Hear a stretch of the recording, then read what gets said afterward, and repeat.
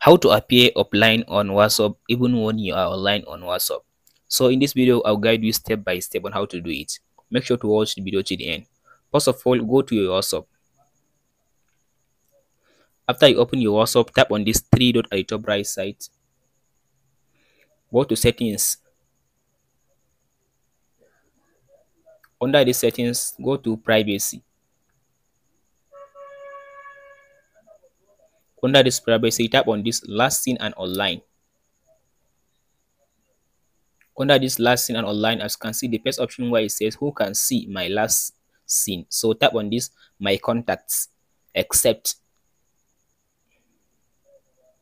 So in this session, don't select anyone, just tap on this save button.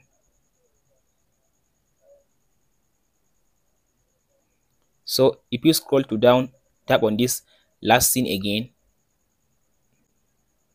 So if you come to this who can see when I'm online, so tap in, make it to same as last seen. So tap on this back arrow. All you have to do now, the next thing is make sure to turn off this receipt, read receipt. Turn it off. So that's it guys on how to turn off your online even when you are online. Thank you for watching guys. If you have any question, please let me know in the comment section below.